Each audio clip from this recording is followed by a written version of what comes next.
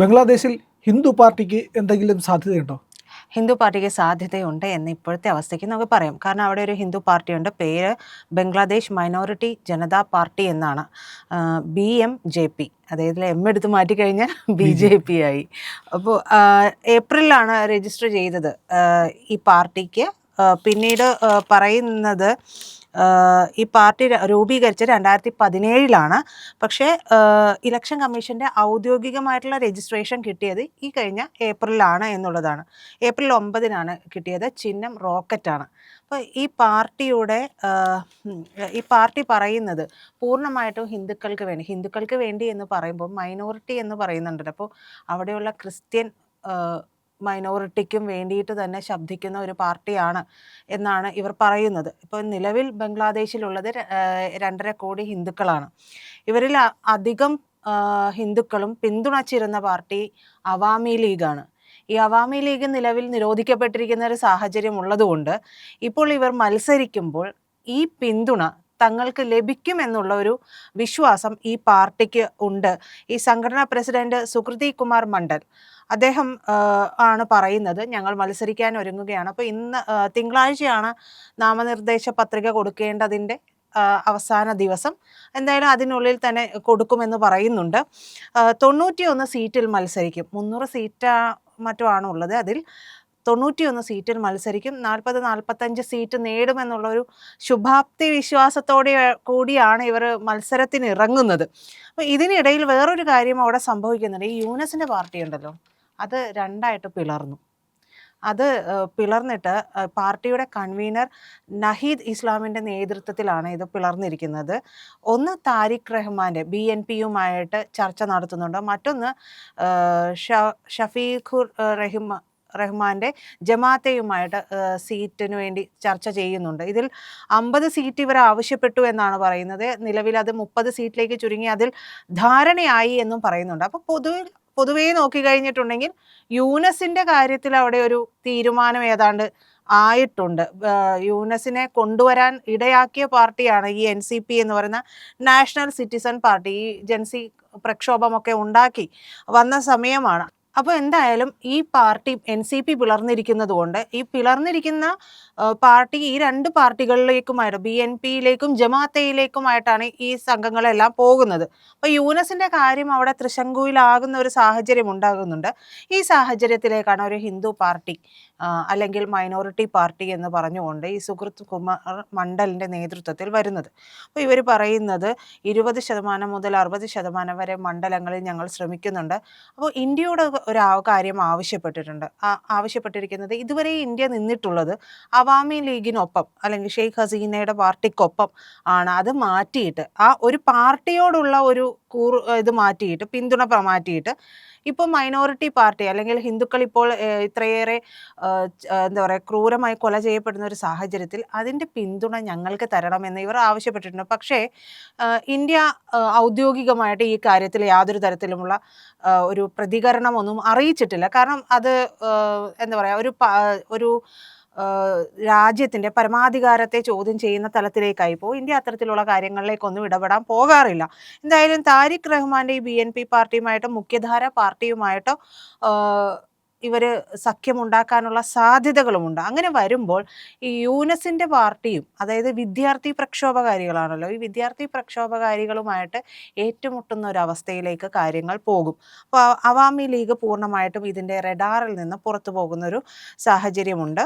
മതേതര ബംഗ്ലാദേശിനായിട്ട് പ്രവർത്തിക്കുക, 5 പ്രവിശ്യകൾ വിഭജിച്ച് ഒരു ഫെഡറൽ സംവിധാനം സ്ഥാപിക്കുക, ഓരോ സംസ്ഥാനത്തിൻ്റെ അടിസ്ഥാനപരമായിട്ടുള്ള കാര്യങ്ങളെല്ലാം വികസിപ്പിക്കുക, ഭരണഘടനാപരമായിട്ടുള്ള അവകാശങ്ങൾ സ്ഥാപിച്ചെടുക്കുക എന്നിങ്ങനെയുള്ള 5 പദ്ധതികളാണ് ഇവർ മുന്നോട്ട് വെച്ചിട്ടുള്ളത്. അപ്പോഴാണ് ഇവർ പറയുന്നത് അവാമി ലീഗിനെ പിന്തുണയ്ക്കരുത്, ഇന്ത്യ അത് നിർത്തിയിട്ട് ഞങ്ങളെ പിന്തുണയ്ക്കുക എന്ന് പറയുന്നത്. അപ്പോൾ ഇന്ത്യ പക്ഷേ ചെയ്യുന്നത് വെയിറ്റ് ആൻഡ് സീ, എന്താണ് അവിടെ സംഭവിക്കുന്നത് നോക്കിയിട്ട് ബാക്കി കാര്യങ്ങളിലേക്ക് തീരുമാനങ്ങളുമായി പോവാം എന്നുള്ളതാണ്. ഈ പറയുന്ന സാഹചര്യം ഉണ്ടാകുമ്പോൾ നിലവിൽ ബംഗ്ലാദേശിലെ ഒരു സാഹചര്യം അനുസരിച്ച് ഇത് എങ്ങനെ ആയിത്തീരുമെന്നുള്ളതിൽ നമുക്ക് യാതൊരു തരത്തിലുമുള്ള ഒരു ഉറപ്പ് പറയാൻ പറ്റില്ല. കാരണം വലിയ രീതിയിലുള്ള കൂട്ടക്കൊലപാതകങ്ങളും ഗാങ് റേപ്പുകളും ഒക്കെ ഹിന്ദുക്കൾക്കെതിരെ നടന്നുകൊണ്ടിരിക്കുന്ന ഒരു സാഹചര്യത്തിൽ ഈ പാർട്ടി വരുമ്പോൾ ജമാഅത്തെയുമായിട്ട് ബന്ധപ്പെട്ട് മുന്നോട്ട് പോവുകയാണെങ്കിൽ അത് വീണ്ടും ഒരു പക്ഷേ ഹിന്ദുക്കൾക്ക് വലിയ രീതിയിലുള്ള ഒരു പ്രശ്നത്തിലേക്ക് പോകാനുള്ള സാധ്യതകൾ ഉണ്ടാകാനുള്ള കാര്യങ്ങൾ നമ്മൾ വിട്ടുപോകാൻ പാടില്ല. അതേസമയം ഒരുപക്ഷെ ഈ പാർട്ടി മുന്നിൽ കാണുന്നത് അവരുമായ ഒരു സഖ്യത്തിലാണെങ്കിൽ ഹിന്ദുക്കൾക്ക് നേരെയുള്ള ഇത്തരത്തിൽ ഉള്ള ഈ എന്താ പറയുക വലിയ രീതിയിലുള്ള അക്രമങ്ങളെല്ലാം തന്നെ മാറ്റി നിർത്തപ്പെടാം, ഒരു വിധത്തിൽ കുറച്ചെങ്കിലും കുറയാം. കാരണം ഇവരുടെ പിന്തുണ കൂടി ഇവർക്കുണ്ട്. ഏതാണ്ട് 40-45 സീറ്റോളം ഇവർക്ക് കിട്ടുമെന്നുള്ളൊരു പ്രതീക്ഷയുണ്ട്. എത്ര കിട്ടുമെന്ന് നമുക്ക് പറയാൻ പറ്റില്ല. ഫെബ്രുവരിയിലാണ് തിരഞ്ഞെടുപ്പ് നടക്കാൻ പോകുന്നത്. അപ്പോൾ അതിനുശേഷം തീരുമാനിക്കേണ്ടി വരുന്ന ഒരു സാഹചര്യമാണ്.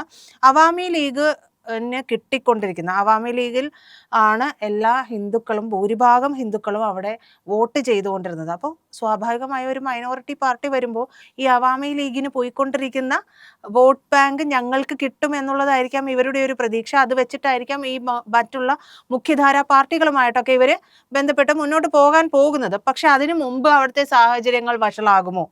ഫെബ്രുവരി വരെ എന്ന് പറയുമ്പോൾ ഒരു മാസം മുമ്പിൽ കിടക്കുകയാണ് നമുക്ക്. അപ്പോൾ ഈ ഒരു മാസം കൊണ്ട്, ഒരു ദിവസം കൊണ്ട് അവിടെ സംഭവിക്കുന്ന കാര്യങ്ങൾ നമുക്ക് പ്രെഡിക്റ്റ് ചെയ്യാൻ പോലും പറ്റാത്ത തരത്തിലുള്ളതാണ്. ഹിന്ദുക്കളുടെ വീടുകളൊക്കെ കത്തിച്ചാമ്പലാകുന്ന ഒരു അവസ്ഥയിലേക്ക് പോവുകയാണ്. അപ്പോൾ ഈ ഒരു മാസം വരെ കാത്തു നിന്നുകൊണ്ട് ഇവരെന്താണ് ലക്ഷ്യം വെക്കുന്നത് എന്നൊന്നും നമുക്ക് പറയാൻ പറ്റില്ല. എന്തെങ്കിലും ഒരു സാധ്യത ഇതിൽ ഈ എന്താ പറയുക മൈനോറിറ്റി പാർട്ടി മത്സരിക്കുന്നതിൽ പ്രിയന് കാണാൻ സാധിക്കുന്നുണ്ടോ? സാധ്യത എന്ന് പറഞ്ഞു കഴിഞ്ഞാൽ അതിജീവനത്തിൻ്റെ സാധ്യതയാണ്. നിരായുധരായ സാധുക്കളായ ഹിന്ദു ജനസമൂഹത്തിന് അവിടെ അതിജീവിക്കണമെങ്കിൽ അവർക്ക് ഈ ഇലക്ഷനിൽ അവരുടെ ഈ ഹിന്ദുക്കളുടെ വോട്ട് സമാഹരിച്ച് വിജയിച്ചേ മതിയാവുള്ളൂ. വിജയിച്ചാലും അവിടെ സുരക്ഷിതമായിട്ട് ജീവിക്കാൻ കഴിയുമോ എന്നുള്ളതിലൊക്കെ സംശയമുണ്ട്. ആയുധമെടുത്ത് തിരിച്ചു പോരാടുക എന്നുള്ളതേ ഉള്ളൂ. കൊല്ലാൻ വരുന്നവനെ തിരിച്ചാക്രമിക്കുക എന്നുള്ളതല്ലാതെ അവിടെ നിലനിൽക്കാൻ മാർഗമില്ല. കാരണം കലാപമാണ്. കലാപം നടത്തി ആൾക്കാരെ കൊല്ലുകയാണ്. ഹിന്ദുക്കളെ കൊല്ലാൻ വരുമ്പോഴത്തേക്ക് എന്ത് ചെയ്യാൻ പറ്റും? അഹിംസയൊന്നും അല്ലല്ലോ. അഹിംസ എന്ന് പറഞ്ഞു കഴിഞ്ഞാൽ തന്നെ തെറ്റാണത്. അഹിംസ എന്ന് പറയുന്നത് നമ്മളെ കൊല്ലാൻ വരുന്നവനെ കൊന്നില്ലെങ്കിൽ, തിരിച്ചാക്രമിച്ചില്ലെങ്കിൽ അതാണ് അതാണ് പാപം. അത് പാപമാണ്. അല്ലാതെ അഹിംസ എന്ന് പറഞ്ഞിരിക്കാൻ പാടില്ല. അഹിംസ എന്ന് പറയുന്നത് തെറ്റാണ്. കാരണം നമ്മുടെ കുടുംബത്തെ ഒരുത്തൻ ആക്രമിക്കാൻ വരുമ്പോൾ അഹിംസ പറഞ്ഞ് അവനൊന്നും ചെയ്യാതിരുന്നാൽ അത് പാപമാണ്. അത് അവിടെ ഹിംസ തന്നെ ഉപയോഗിക്കണം, ആക്രമിക്കണം, അവനെ തുരത്തണം. അവനെ കൊല്ലേണ്ടി വന്നാൽ കൊല്ലണം. മരിക്കുക അത് വല്ലാതെ മരിച്ചു കൊടുക്കുക, കീഴടങ്ങുക, സ്വയം ഇല്ലാതാവുക എന്നുള്ളതല്ല. അപ്പോൾ അതൊന്നാമത്തെ കാര്യം. അതിനുവേണ്ടി ഹിന്ദുക്കൾ സംഘടിക്കുക, അവരുടെ അധികാരത്തിനും അവകാശത്തിനും വേണ്ടി പോരാടുക എന്നുള്ളതാണ് ബംഗ്ലാദേശിൽ ചെയ്യാൻ കഴിയുന്ന കാര്യം. ഇനി മറ്റൊന്ന് എന്ന് പറയുന്നത് ഈ രാഷ്ട്രീയ നീക്കം അവിടെ നിലനിൽക്കുന്ന അന്തരീക്ഷത്തെ എത്രത്തോളം നേരെ കൊണ്ടുപോകും എന്നുള്ളത് അറിയില്ല. അങ്ങനെ കൊണ്ടുപോകാൻ കഴിഞ്ഞാൽ, അതിലൊരു മാറ്റം വരുത്താൻ കഴിഞ്ഞാൽ അത് വളരെ നല്ല കാര്യമായിരിക്കും. അതും ഒരു ശ്രമമായിട്ട് കണക്കാക്കാവുന്നതാണ്. ഇവിടെ ചെയ്യാൻ കഴിയുന്ന കാര്യം ഹിന്ദുക്കൾ സംഘടിച്ച് തിരിച്ചടിക്കുക എന്നുള്ളതാണ്. ഒരുപക്ഷെ RSSന്റെ സർസംഘ് ചാലക് പറഞ്ഞിട്ടുള്ള ആ ഒരു ആഹ്വാനം ഇവരും നെഞ്ചേറ്റി കാണാം. കാരണം ഒന്നിക്കണം എന്നുള്ള ഒരു തോന്നൽ ഇവർക്കുണ്ടായി കാണാം. ഒരുപക്ഷെ അതുകൊണ്ട് തന്നെ ആയിരിക്കാം ഇവർ പറയുന്നത് അവാമി ലീഗിനുള്ള, എനിക്ക് സ്ട്രൈക്കിംഗ് ആയിട്ട് തോന്നിയത് അതാണ്, അവാമി ലീഗിനുള്ള പിന്തുണ എന്നുള്ളത് മാറ്റിക്കൊണ്ട് ഹിന്ദുക്കൾക്കുള്ള പിന്തുണ എന്നുള്ളതായി മാറ്റണം ഇന്ത്യയുടെ നിലപാട് എന്നുള്ളതാണ് പറയുന്നത്. അവിടെയാണ് ഈ ഒന്നിക്കുന്നത്. ഡയറക്റ്റ് ആക്ഷൻ ഡേ, അതായത് 1946 നടന്ന ഇന്ത്യ വിഭജനത്തിന്റെ ഭാഗമായിട്ട് ഡയറക്റ്റ് ആക്ഷൻ ഡേ എന്ന് പറഞ്ഞൊരു പദ്ധതി ഇവർ നടപ്പിലാക്കി. അന്ന് മുസ്ലിം ലീഗാണ് നടപ്പിലാക്കുന്നത്. അന്ന് ലക്ഷക്കണക്കിന് ഹിന്ദുക്കളെയാണ് കൊന്നു തള്ളിയത്. അപ്പോൾ ഹിന്ദുക്കൾ തിരിച്ചടിക്കാൻ തുടങ്ങിയതോടുകൂടി അന്നത്തെ ഏറ്റവും ക്രൂരനായിരുന്ന ബംഗാളിലെ കശാപ്പുകാരൻ അറിയപ്പെട്ടിരുന്ന സോറാവർദിയുണ്ട്. ആ സോറാവർദിയെ അവസാനം വിരളി പൂണ്ടു. എന്നിട്ട് പറഞ്ഞു, ഹിന്ദുക്കൾ ഇങ്ങനെ തിരിച്ചടിക്കാൻ തുടങ്ങിക്കഴിഞ്ഞാൽ പാകിസ്ഥാൻ ഉണ്ടാക്കാൻ വേണ്ടിയിട്ട് ഇവിടെ ഒരുത്തനും ബാക്കി കാണൂല എന്ന് പറഞ്ഞു. അങ്ങനെയാണ് ഇവർ പ്രശ്നം ഈ ഡയറക്റ്റ് ആക്ഷൻ്റെ പിൻവലിക്കുന്നത്. ഇല്ലെങ്കിൽ നമ്മൾ കൊല്ലപ്പെടാൻ നിന്നു കൊടുക്കുകയാണെങ്കിൽ കൊന്നുകൊണ്ടേയിരിക്കും. അതിന് പരിഹാരം എന്ന് പറഞ്ഞാൽ തിരിച്ചടിക്കുക, ആക്രമിക്കുക, പ്രതിരോധിക്കുക എന്നുള്ളത് മാത്രമേ ഉള്ളൂ. അതേ ബംഗ്ലാദേശിലെ ഹിന്ദുക്കൾക്ക് നിവർത്തിയുള്ളൂ.